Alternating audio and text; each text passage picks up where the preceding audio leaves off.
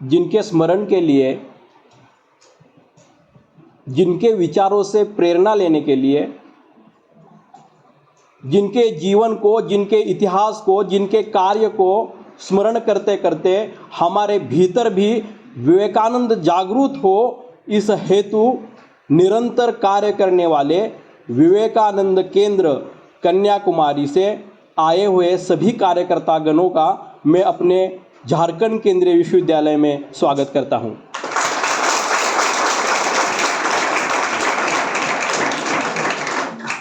इस कार्यक्रम के प्रारंभ से ही मैं देख रहा था कि शिवाजी ने जो गीत गाया, जिनके ओजस्वी वचनों से गूंज उठाता विश्व गगन, उस गीत के कारण इस सभागार में जो एक वातावरण निर्माण हुआ है, वो वातावरण सनातन है, शाश्वत है, क्योंकि वो पूरे विश्व को मार्गदर्शन देने वाला है। और इस कारण आज का यह विश्व बंधुता दिन मैं यह समझ रहा हूँ कि हमारे केंद्रीय विश्वविद्यालय में सही मायने में मनाया जा रहा है। मंच पर बैठे हुए आदरणीय विकास जी, आप विवेकानंद केंद्र रांची नगर के प्रमुख हैं। उनके साथ केंद्र से अन्य कुछ कार्यकर्तागण आए हैं, जिनके माध्यम से इस कार्यक्रम को मूर्त रूप हम देख रहे हैं। वह आदरणीय रविंद्र जी, आप इस कार्यक्रम के कर्ता धर्ता है, आपके ही मार्गदर्शन में इस कार्यक्रम की रचना हुई है। और यहाँ पे जो हमारे विश्वविद्यालय के आदरणीय आचार्यगण उपस्थित है, आप सभी को भी नमस्कार। और यहाँ पे जो छात्र छात्राएं हैं, उनके भी नमस्कार। और मैं अपने विषय को प्रारंभ करता हूँ। जिस प्रार्थना से हमने शुरुआत की थी, उसमें और दो पंक्तियां मैं जोड़ना चाहूँगा। ब्रह्मार्पणम ब्रह्म हविर ब्रह्माग्नो ब्रह्मणावृतम ब्रह्मैव तेन गंतव्यम ब्रह्म कर्म समाधिनाम। ओम सहना ववतु सहनौ भुनक्तु सह वीर्यं करवावहे तेजस्विना वधीतमस्तु मां विद्विषावहे मां विद्विषावहे। Interdependence is more beautiful than independence.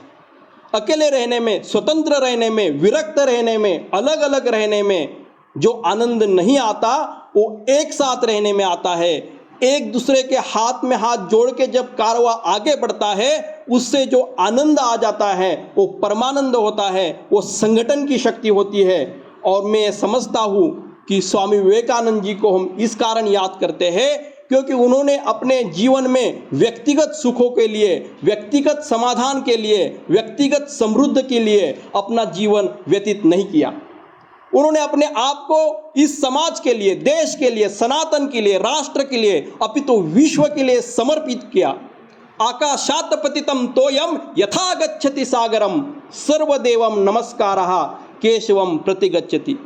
जिस प्रकार से आकाश से गिरा हुआ बूंद धीरे धीरे नदी नाले से होके समुद्र में मिल जाता है और समुद्र हो जाता है, लेकिन उसके लिए उसको अपने आप को उस समुद्र में समर्पित करना पड़ता है, मर्ज करना पड़ता है।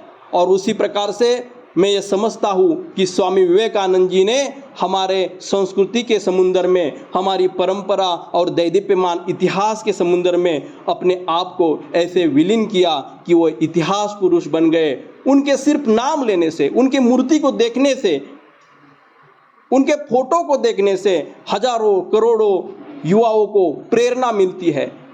कठिनाइयाँ बाधाएं बाधक होने दो, कस कस कर साधक होंगे हम, मुसीबतों को फिर आने दो, जीवन अर्पित योद्धा होंगे हम। जलने दो जलना है जिनको, आगे बढ़ना काम हमारा। भारत माँ के राष्ट्र यज्ञ में समिधा का है स्थान हमारा। भारत माँ के राष्ट्र यज्ञ में समिधा का है स्थान हमारा। इस प्रकार का उनका जीवन था। और इसीलिए जब वो शिकागो जाते हैं और इस विश्व धर्म सम्मेलन में जब अपनी बात रखते हैं तो तालियां सिर्फ उनके माय सिस्टर्स और ब्रदर्स के लिए नहीं बजती। जो शिवाजी ने बताया था वो तालियां बजी थी हमारे सनातन शाश्वत संस्कृति परंपरा के लिए, हमारे देश के लिए। यहाँ के हजारों साधु सन्यासी जिन्होंने अपना समर्पित जीवन इस मानवता के लिए दिया था, उस सर्वे भवन्तु सुखिनः सर्वे सन्तु निरामयाः सर्वे भद्राणि पश्यन्तु मा कश्चित् दुःख भाग् भवेत्। इस संस्कृति के लिए वो तालियां बजी थी, हमारे धरोहर के लिए तालियां बजी थी, हमारी परंपरा हमारे वेद उपनिषदों के लिए तालियां बजी थी। और इस कारण मैं मानता हूँ कि आधुनिक विश्व के इतिहास में शिकागो का उनका भाषण एक प्रकार से पूरे दुनिया का भारतीय अध्यात्म भारतीय परंपरा को एक सम्मान देना था, उनको प्रमाणित करना था। और इसीलिए ये महत्वपूर्ण दिन था और आज हम उस दिन की याद में विश्व बंधुता दिन मना रहे हैं। आप अगर कभी रांची में जाएंगे तो आप देख रहे हैं पूरी रांची में निर्माण हो रहा है, कहीं पे ब्रिज बन रहे हैं, कहीं पे बिल्डिंग्स खड़ी हो रही है। हम देखते हैं कि बड़े बड़े रोड्स बन रहे हैं। इतने बड़े रोड्स के लिए इंजीनियर्स लगते होंगे, कॉन्ट्रैक्टर्स लगते होंगे, इसका कॉन्ट्रैक्ट किसी को दिया होगा और वो रोड बना रहा है। मेरा आपसे सवाल है कि हमारे हृदयों से जाने वाला, हमें जोड़ने वाला रोड कौन बनाएगा? हमारे सामने जाति पाति की जो समस्याएं हैं, हम ऊंच नीच का भेदभाव कर रहे हैं, गरीब अमीर का भेदभाव कर रहे हैं, उनको तोड़ने के लिए और जोड़ने वाला रास्ता बनाने के लिए टेंडर हम किसको देंगे? इसके लिए कौन से इंजीनियर को बुलाएंगे, कौन से ठेकेदार, कौन से कॉन्ट्रैक्टर को बुलाएंगे कि जो हमें जोड़ने वाला रास्ता बनाए? हम देख रहे हैं 10 मंजिले 20 मंजिले 30 मंजिले इमारतें बन रही है, लेकिन घर के भीतर रहने वाले लोग एक दूसरे के साथ बात नहीं कर रहे हैं। वृद्ध माता पिता को हम अपने घर में रखने में शर्म करते हैं, उनको वृद्धाश्रम में भेजा जा रहा है। कई सारी जगह पे माता पिता और बच्चे एक दूसरे के साथ बात नहीं करते, सगे भाई भाई एक दूसरे के साथ बात नहीं करते। वो आपस में बात करें, बच्चे अपने माता पिता का सम्मान करें, उनकी बुढ़ापे में संभाल करें। इसका टेंडर हम किसको देने वाले हैं? इसको हम आउटसोर्स किसको करने वाले हैं? हम देख रहे हैं हमारे देश के भीतर ऐसे बहुत सारे विश्वविद्यालय बन गए, कुछ प्राइवेट है, कुछ डीम है, उनकी बड़ी बड़ी बिल्डिंग्स है, बड़े बड़े कैंपस है। एक एक कैंपस में 30-30 40-40 कैंटीन्स है, फूड स्टॉल्स है। इतने बड़े कैंपस हमने बना दिए, लेकिन शील विनय आदर्श श्रेष्ठ तार बिना झंकार नहीं है। शिक्षा क्या स्वर साध सकेगी यदि नैतिक आधार नहीं है? नैतिकता, अध्यात्म, परंपरा और संस्कृति का स्वाभिमान व्यक्ति के भीतर निर्माण करने के लिए हमने क्या व्यवस्था बनाई है? और इस पूरे परिक्षेप में जब हम स्वामी विवेकानंद जी को समझते हैं और उन्होंने जिनकी जिक्र की थी वह उपनिषद हो गए, वेद हो गए, भारतीय संस्कृति और परंपरा को जब समझते हैं तो इसका उत्तर हमें स्वामी विवेकानंद जी के विचारों से मिलता है, उसका उत्तर हमें स्वामी विवेकानंद जी के साहित्य से मिलता है। अगर हमें एक दूसरे को जोड़ने वाले रास्ते बनाने होंगे, घर के सभी फैमिली मेंबर्स को एक साथ जोड़ने के लिए अगर हमें ऐसा कुछ करना होगा तो हमें दोबारा अपने संस्कृति और परंपरा की तरफ जाना होगा, दोबारा स्वामी विवेकानंद जैसे महापुरुषों के विचारों को समझना होगा, जानना होगा, मानना होगा और अपने जीवन के भीतर उतारना होगा। फिर हम एक परिपूर्ण जीवन जी सकते हैं। जब से मैंने एक कहानी सुनी है, जब जब उस कहानी को मैं याद करता हूँ, जो उस प्रसंग को याद करता हूँ, मेरे रोंगटे खड़े हो जाते हैं। एक केरला के टीचर की सत्य कहानी है। वो केंद्रीय विद्यालय में जॉब कर रही थी, आसाम में किसी एक स्कूल में उनकी ड्यूटी लगी हुई थी और मैथ्स पढ़ाने वाली टीचर थी। स्कूल ने उनको कहा कि आपको स्कूल में एनुअल रनिंग कंपटीशन लेनी है। जब ये ड्यूटी उस टीचर को असाइन की गई, उस लेडी टीचर ने स्कूल में ऐलान कर दिया कि आपके स्कूल में हम कल सुबह रनिंग कंपटीशन लेने वाले हैं, आप सभी तैयार होकर आइए। ग्राउंड को सजाया गया, ट्रैक्स बनाए गए और स्पर्धा अब शुरू होने वाली है। 6-7 जो छोटी बच्चियां स्टूडेंट्स हैं 6-7 क्लास के, वो खड़े हो गए। सीटी बजने के बाद वो कंपटीशन शुरू करने वाले हैं उनको बताया गया कि वहाँ ट्रॉफी रखी गई है, जो आप में से पहला आएगा उसको वो ट्रॉफी दी जाएगी। सीटी मारने के बाद आपको दौड़ना प्रारंभ करना है। जब उस टीचर ने सीटी मारी वो 7 लड़कियां दौड़ने लगी, लेकिन दौड़ते दौड़ते उन्होंने हाथ फैलाए और एक दूसरे के हाथ में हाथ दे के वो दौड़ रही है। सारे अचंभित हो गए, देखने वाले सोच रहे हैं ये तो कंपटीशन है, यहाँ तो किसी को पीछे छोड़ना होता है तभी हम जीत पाते हैं, यहाँ पे कुचलना दबाना होता है तभी तो कंपटीशन में हम विनर होते हैं, और यहाँ तो सारी बच्चियां एक साथ हाथ में हाथ लगा के दौड़ रही है, इसमें जीतेगा कौन। और वो जाते जाते जाते क्रॉस कर गई और सभी का पहला नंबर आ गया। अब वो जूरी थे, स्कूल के प्रिंसिपल थे, वो सोचने लगे ट्रॉफी तो एक है हमारे पास, क्योंकि हमें पता था कि किसी एक को ही फर्स्ट प्राइज मिलेगा, यहाँ तो 7 लोगों को फर्स्ट प्राइज मिल गया है। प्रिंसिपल ने टीचर को दोबारा बुलाया और कहा कि शायद आपने उनको ठीक से समझाया नहीं होगा, जाइए दोबारा उनको समझाइए कि ये कंपटीशन है, यहाँ दौड़ना होता है, किसी को पीछे छोड़ना होता है, जिसको हम रैट रेस कहते हैं, चूहे की तरह दौड़ना होता है। दोबारा जाके उस टीचर ने बताया कि मुझे डांट पड़ी है, आपको एक किसी को प्राइज मिलने वाला है, मैं सीटी मारूंगी, आपको दौड़ना है। दोबारा सीटी बज जाती है, दोबारा बच्चियां दौड़ना शुरू हो जाती है। स्वाभाविक रूप से उनके हाथ फैलते हैं, एक दूसरे के साथ हाथ जोड़ के बड़ी मस्ती से वो अपनी कंपटीशन पूरी करती है, दोबारा सारे जीत जाते हैं। तीसरी बार खुद प्रिंसिपल मैदान के अंदर आ गए, उन्होंने कहा मैडम आप छोड़ दीजिए, अब मैं खुद देखता हूँ। उन्होंने बच्चियों को उनकी भाषा में बताया होगा कि ये कंपटीशन है, यहाँ एक ट्रॉफी है, वहाँ चीफ गेस्ट है, एक जो प्राइज मिलेगा उसको सम्मानित किया जाएगा, कल पेपर में फोटो आएगा, आपको दौड़ना है। इतना बोलने के बावजूद भी सीटी बज गई, फिर भी लड़कियों ने वही किया, अपने हाथ फैलाए और एक साथ स्पर्धा को पूरा किया। तो उसके बाद जब टीचर और प्रिंसिपल ने उन बच्चियों को पूछा आखिर इसका कारण क्या है कि आप किसी को पीछे क्यों नहीं छोड़ते, तो बच्चियां बताती है हमारे घर में जहाँ पे हमने जन्म लिया उस छोटे छोटे गांव में हमें कभी ये बताया नहीं गया कि कंपटीशन में किसी को पीछे छोड़ना होता है। हमें बताया गया अगर कोई पीछे रह भी जाए तो हाथ में हाथ पकड़ के उसको अपने साथ में चलाना होता है, क्योंकि जब हम एक साथ उस शर्यत को जीतते हैं तो वो जीत किसी एक व्यक्ति की नहीं रह जाती, वो महाविजय हो जाता है।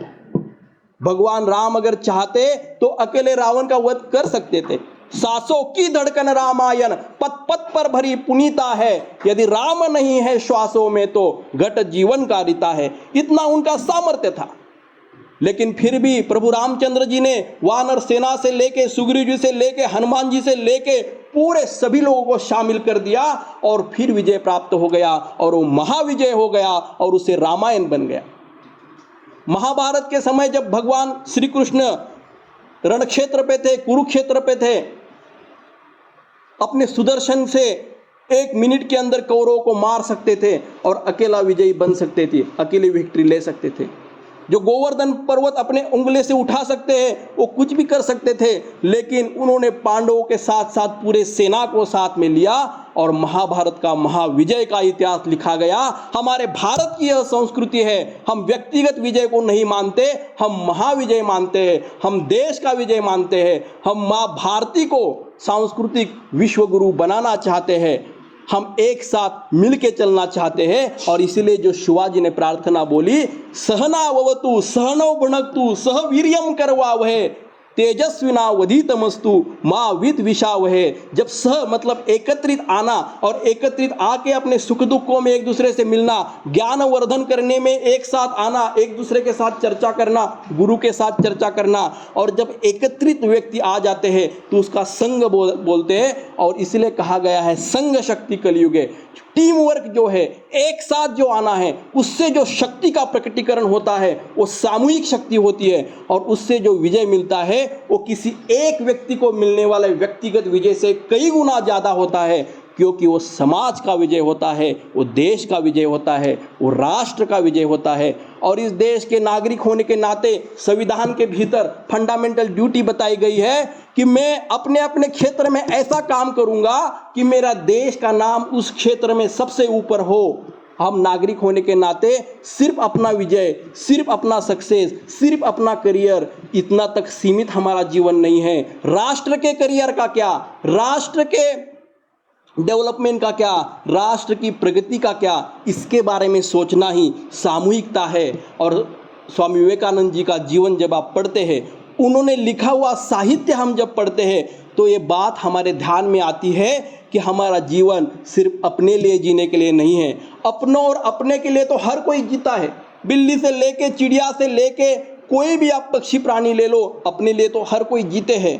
हम मनुष्य हैं, हम ईश्वर की संतान हैं, तो हमारा जीवन सिर्फ अपने लिए जीने के लिए नहीं है, तो अपने के साथ साथ समाज के लिए और देश के लिए जीने के लिए है। स्वामी विवेकानंद जी ने हर पल, हर वक्त, हर समय यही बात कही है। इसीलिए वो कहते हैं, मैं उस प्रभु का सेवक हूँ जिसे अज्ञानी लोग मनुष्य कहते हैं। मनुष्य के भीतर ईश्वरत्व देखने का जो सामर्थ्य था, वो स्वामी विवेकानंद जी के साथ था। वो दूसरी जगह पे कहते हैं, अगर आपको भगवत गीता समझनी हो तो एक मंदिर से ज़्यादा फुटबॉल के ग्राउंड पे आप भगवत गीता को अच्छे समझ सकते हैं, क्योंकि भगवत गीता बताई गई कुरुक्षेत्र पे है, रणांगन में है, जहाँ युद्ध हो रहा था वहाँ पे भगवत गीता बताई गई है। भगवत गीता किसी मंदिर में बताई नहीं गई है। और इसीलिए जो गीता पढ़ता है वो जीवन का युद्ध जीत सकता है, जीवन के युद्ध में अच्छा रह सकता है।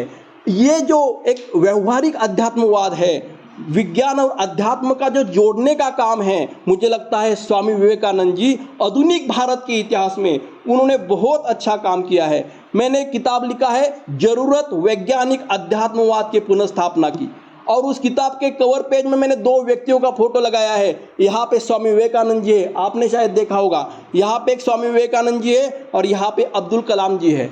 ऐसे दो व्यक्ति मैंने क्यों चुने, इसका कारण है, अब्दुल कलाम जी एक साइंटिस्ट थे लेकिन वो आध्यात्मिक थे, और स्वामी विवेकानंद आध्यात्मिक व्यक्ति थे लेकिन उनके विचार साइंटिफिक थे।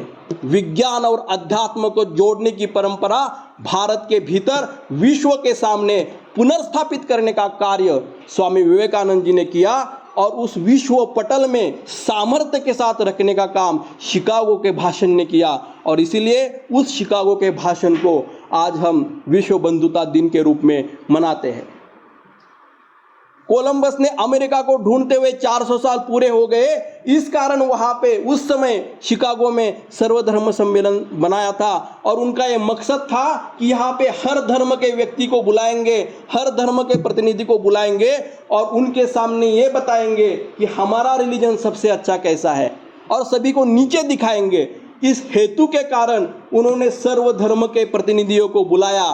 लेकिन जब स्वामी विवेकानंद जी वहाँ चले गए और उन्होंने अपने भारतीय सनातन के विचार वहाँ पे रखे, तो उन्होंने सिर्फ उस सर्वधर्म सम्मेलन में आए हुए व्यक्तियों के मन जीते नहीं, तो पूरे अमेरिका में उसके बाद 6 महीने वो प्रवास करते रहे, अलग अलग जगह पे चले गए, अलग अलग जगह पे उन्होंने व्याख्यान दिए, और उन लोगों ने, वहाँ के लोगों का दिल जीत लिया। क्योंकि भारत की यह परंपरा रही है कि अभी हमने कभी किसी को आक्रमण नहीं किया, किसी से कोई चीज़ छीन के नहीं ली, हमने तो हमेशा एक दूसरे को प्यार और एक दूसरे का शांति का संदेश दिया है। हमने तो जोड़ने का काम किया है, हमने तो आध्यात्मिक उन्नति का काम किया है। हम तो शरीर मन बुद्धि से ऊपर जाके परमात्मा की ओर जाते हैं और व्यक्ति समष्टि से जाके परमष्टि की बात करते हैं। हम एकात्म मानवतावाद की बात करते हैं, हम परिपूर्ण विकास की बात करते हैं। और इस कारण इज़्म और दर्शन में जो अंतर है उसे समझने की हमें आवश्यकता है। दर्शन का अर्थ यही है, जब हम वेदांत को दर्शन मानते हैं, दर्शन का अर्थ है 360 डिग्री अप्रोच, एक सत्य को अलग अलग एंगल से देखने की जो क्षमता है, वो जब तक व्यक्ति के भीतर विकसित नहीं होती तब तक वो जो हमें दिखता है वही को सत्य मानना शुरू कर देता है, और वो जो सत्य के अंश को ही सत्य मानना है, इसको हम इज़्म कहते हैं। और इज़्म से हम सत्य का, पूर्ण सत्य का आविष्कार नहीं कर पाते, और इसीलिए भारत में हमेशा दर्शन के ऊपर फोकस किया है, दर्शन के ऊपर जोर दिया है। और स्वामी विवेकानंद जी भी वेदांत दर्शन को मानने वाले थे, समझने वाले थे, जीने वाले थे, और युवाओं के जीवन में व्यवहारिक रूप से अध्यात्म को, वेदांत को कैसे लाया जाए, इसके ऊपर उन्होंने काम किया। और उनके पूरे भाषण में मैंने उनके ऊपर एक रिसर्च पेपर लिखा था कि उनके एग्रीकल्चर पॉलिसी के ऊपर विचार क्या थे, उनके किसानों के ऊपर विचार क्या थे। और लगभग मैंने 50 से ज़्यादा उनकी किताबें पढ़ी, उनके स्पीचेस पढ़े, तो मुझे समझ में आ गया कि जब उनके स्पीचेस चलते थे उन्होंने किसानों के ऊपर बात की है, भारत के एग्रीकल्चर के ऊपर बात की है, यहाँ की स्थानीय समस्याओं के ऊपर बात की है। एक मॉन्क, एक साधु, एक सन्यासी खेती के ऊपर बात करता है, अर्थव्यवस्था के ऊपर बात करता है, व्यक्ति के जीवन के आने वाली समस्याओं के ऊपर बात करता है। स्वामी विवेकानंद जी की यही विशेषता थी। व्यवहारिक अध्यात्मवाद और वैज्ञानिक अध्यात्मवाद, ये दो इम्पॉर्टेंट महत्वपूर्ण विषय उन्होंने पूरे दुनिया के सामने रखे हुए हैं।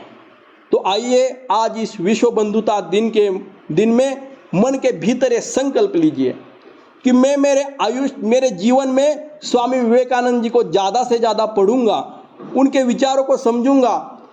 और जो विवेकानंद केंद्र है, इसके जो संस्थापक थे, उनका नाम एकनाथ जी रानडे था और वो एक सामाजिक कार्यकर्ता थे।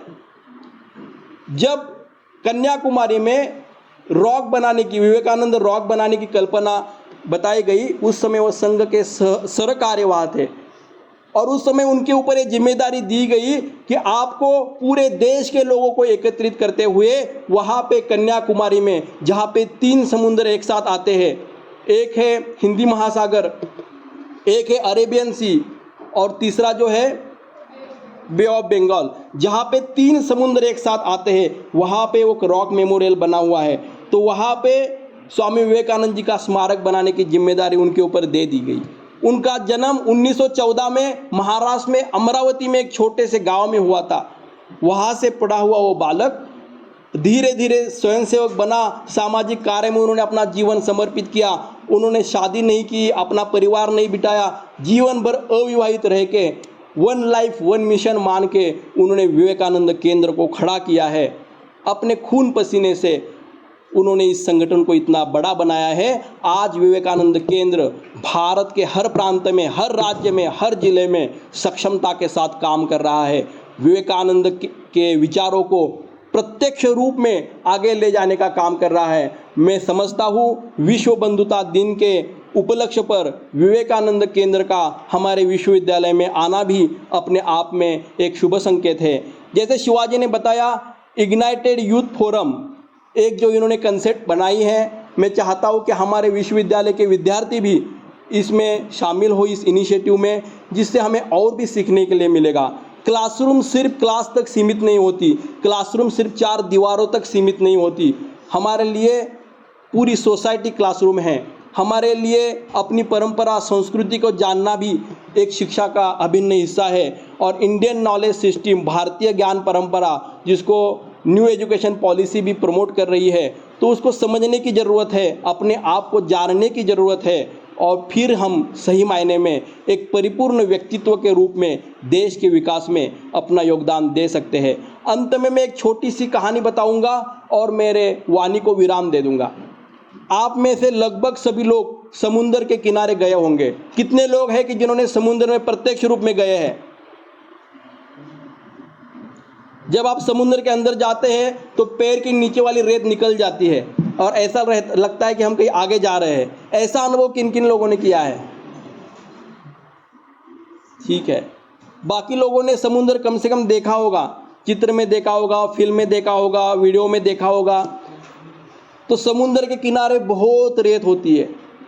अब कल्पना कीजिए कि आप उस रेत से पैदल चल रहे हैं और चलते चलते चलते कहीं दूर पे ऐसी एक चीज़ आपको दिखाई दी, वो बहुत चमक रही है।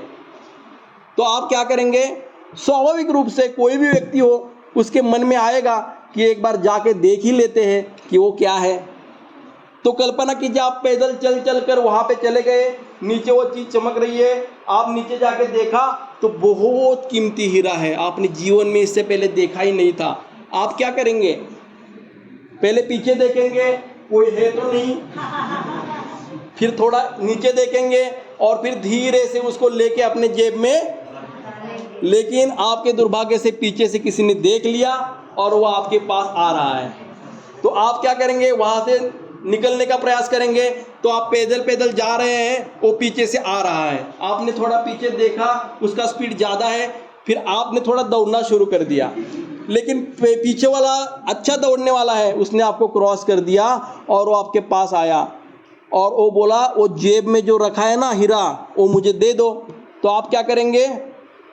जेब में हाथ डाल के उसको हीरा दे देंगे? आप पूछेंगे कि आपको मैं क्यों दूं, ये आपका कहाँ है, मुझे यहाँ पे मिला था। तो सामने वाला व्यक्ति भी समझदार है, वो बोलता है मैं आपको ऐसी हीरा नहीं ले रहा हूँ, उसके बदले में आपको जरूर कुछ ना कुछ दूंगा, फिर आप मुझे हीरा दे देना। फिर आपके मन में फिर लालच आएगी, हो सकता है इसके पास हीरे से भी ज़्यादा कीमती कुछ ना कुछ हो, तभी तो बोल रहा है। तो आप बोलेंगे ठीक है, आप बताओ इसके बदले मुझे क्या मिलेगा। तो उसने क्या किया, उसने भी नीचे गिरा और एक मिट्टी रेत उठाई और बोला एक मिट्टी रेत ले लो, मुझे आपका हीरा दे दो। आप में से कितने लोग देंगे?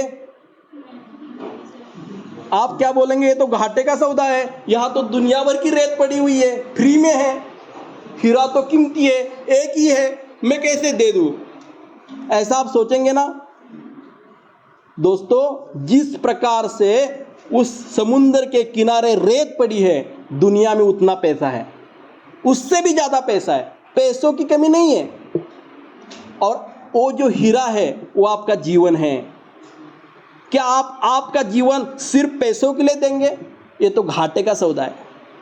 40,000 50,000 महीना कोई दे देता है, आप एक महीना अपना जीवन उनके लिए देते हैं, ये घाटे का सौदा है। ये स्वामी विवेकानंद जी के विचारों का सौदा नहीं है। स्वामी विवेकानंद जी कहते हैं उठो, जागो और एक ऐसे ध्येय को पूर्ण करो कि वो ध्येय जो है वो पूरे देश को आगे ले जाता हो, पूरे विश्व को आगे ले जाता हो। तो आज आप इस विश्व बंधुता दिन के अवसर पर मन के भीतर यह संकल्प करें कि मेरे जीवन में पैसा सिर्फ माध्यम है, मैं पैसे के लिए जीवन नहीं जीऊंगा, मैं मेरे ध्येय के लिए, मेरे उद्देश्य के लिए, मेरे प्रतिभा के लिए जीवन जीऊंगा। और अगर ऐसा जीवन आप जिएंगे, हम करें राष्ट्र आराधन तन से मन से धन से, तन मन धन जीवन से, अपने खिलते यौवन से, प्रौढ़ता पूर्ण जीवन से, हम करें राष्ट्र का अर्चन तन से मन से धन से, तन मन धन जीवन से। ऐसा अगर जीवन जीने का सौभाग्य ईश्वर ने हमें दे दिया तो मुझे लगता है जीवन की सार्थकता है। विश्व बंधुता दिन के पावन पर्व पर स्वामी विवेकानंद जी को नमन करते हुए ईश्वर से हम यही प्रार्थना करते हैं, असतो मां सद्गमय तमसो मां ज्योतिर्गमय मृत्योर माम अमृतम गमय। हमारा जीवन असत्य से सत्य तक, अंधेरे से प्रकाश तक और अमरत्व मृत्यु से अमरत्व तक ले जाए और हमारा जीवन सार्थक बने। मैं फिर एक बार विवेकानंद केंद्र को धन्यवाद ज्ञापित करता हूँ कि वो हमारे बीच में आए।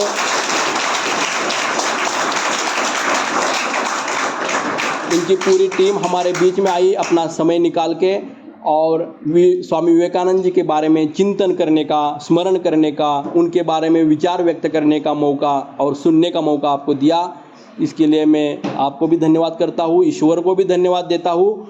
और जो इग्नाइटेड यूथ फोरम का जो इनिशिएटिव इन्होंने जो बताया है, इसको भी हम गंभीरता से लें, वो क्या है जानें और उसमें शामिल होने का पूरा प्रयास करें। बहुत बहुत धन्यवाद। नमस्ते।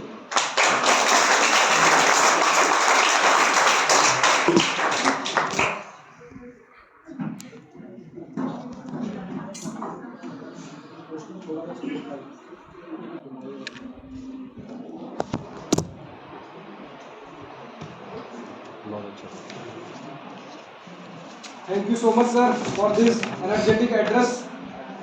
अब ये जो ऊर्जा, पीछे से कुछ आवाज आ रही है, अगर कुछ विशेष विचार हो तो